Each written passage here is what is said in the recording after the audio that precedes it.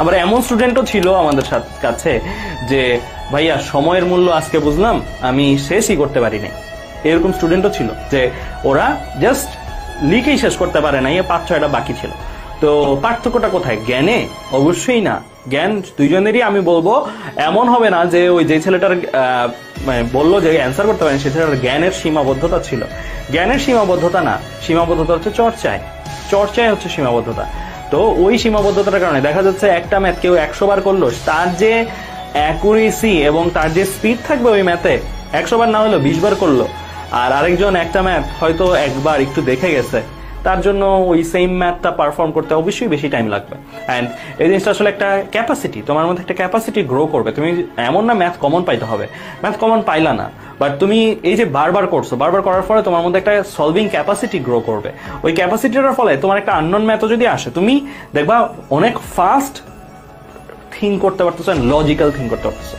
থিঙ্কিংটা কিন্তু একটা প্রসেস, মানে তুমি কত ফাস্ট থিঙ্ক করতে পারো এটা কিন্তু একটা প্রসেস। এটা কিন্তু আমি বলবো না যে একটা কারো ক্ষেত্রে জন্মগত আছে কারো ক্ষেত্রে নাই। Fast thinking is a process আমার কাছে। সো এই প্রসেসটা তুমি কতটুকু মাস্টার হয়েছো বা কতটুকু তুমি অ্যাডপ্ট করছো বা কতটুকু প্র্যাকটিস করছো আগে, সেটার সাথে ডিরেক্টলি রিলেটেড। তুমি যদি 100 বার প্র্যাকটিস করো তাহলে তোমার যে থিঙ্কিং ক্যাপাসিটি হবে নতুন ম্যাথের বেলায়, তুমি 5 বার প্র্যাকটিস করছো, 1 বার প্র্যাকটিস করছো, তোমার থিঙ্কিং ক্যাপাসিটি ওর মতন হবে না, এটা অবভিয়াসলি। ঠিক আছে? সো এই জায়গা থেকে কে কতটুকু ভালো করতে পারো সেটা আসলে দেখার বিষয়। আর আরেকটা জিনিস বলি, যেহেতু এই ব্যাচে আসো, দ্যাট মিনস আমি ধরে নিতে পারি তোমাদের ইঞ্জিনিয়ারিং টার্গেট, সবার engineering target is safest target among all targets. আমি বলবো ডাক্তারি টার্গেটে একটা পরীক্ষা থাকে, না পারলে 1 ঘন্টার এক্সাম, দেখা যাচ্ছে যে তার 1টা বছর ওয়েট করতে হয়, বা ডেন্টালের জন্য ওয়েট করতে হয়। ঠিক আছে? আর কোনো নাই কিন্তু অপশন, সেম প্রিপারেশনে আর কোনো অপশন নাই। এরপরে আমি যদি আসি ইঞ্জিনিয়ারিং কিন্তু দেখো তুমি ভার্সিটিতেও একটা অ্যাডভান্টেজ পাবে। এবার ভার্সিটির রেজাল্ট দেখে, আচ্ছা 1 দিন পরে ভার্সিটির রেজাল্টটা না, আমি এতটুকু বলতে পারি আমাদের স্টুডেন্টসরা বুয়েটে যতটুকু চান্স পাইছে তার চেয়ে বেশি ভার্সিটিতে পাবে 100%, নো ডাউট অ্যাবাউট ইট।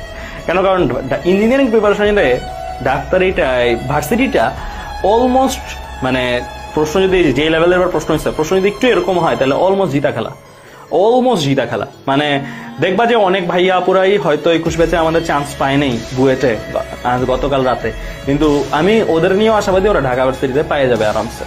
কারণ ঢাকা ইউনিভার্সিটির গেমটাই এরকম যে বুয়েটে যারা টপ 20 বা টপে থাকে, বা টপে না, জাস্ট চান্স পাইছে, তাদের জন্য ঢাকা ইউনিভার্সিটির অলমোস্ট, মানে সে যেই নলেজ গ্রো করে, সে যদি বায়োলজিটি জাস্ট একটু রিভাইজ করে যায়, সে যদি ম্যাসিভ ভুল না করে, পরীক্ষায় সেট কোডের ভুল বা এইসব ভুল না করে, তাহলে তার চান্স মোটামুটি ঢাকা ইউনিভার্সিটিতে হয়ে গেছে বলতে পারি আমরা। তো এই জিনিসটা আমরা বছর দেখতেছি, বছরের এক্সপিরিয়েন্সের আলোকে বলছে। আমার ক্ষেত্রে হয়েছে, চিন্ময়ের ক্ষেত্রে হয়েছে, সবার ক্ষেত্রে হয়েছে। সো এই জায়গাটা থেকে আমার তোমাদের প্রতি বলা থাকবে যে ঢাকা ইউনিভার্সিটি বলো বা মানে প্রিপারেশন কিন্তু দিন শেষে একটাই, মানে এমন না যে তুমি ঢাকা ইউনিভার্সিটির জন্য পড়ো নাই, ঢাকা ইউনিভার্সিটি চান্স পাবে কিনা। গতকাল দেখছো কিনা আমাদের লাইফটা কেউ, যে ওখানে কিন্তু অনেকেই বলতেছিল ভাই আমি অমুক মেডিকেলও পাইছি, আমি তো অমুক মেডিকেলও পাইছি। তো ওরা কেউ মেডিকেলের জন্য পড়েই নেই, জাস্ট হয়তো বায়োলজি একটু পড়ছিল, দ্যাটস ইট।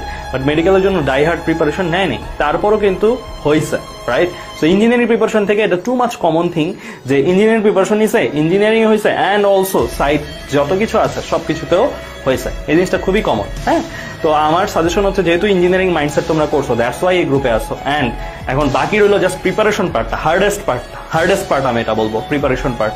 এই পার্টটা যদি কেউ অবহেলা করো তাহলে সে ওই যে এত ফ্যাসিলিটি পাওয়া সত্ত্বেও কি মানে আফসোস করবা, লিটারালি আফসোস হবে।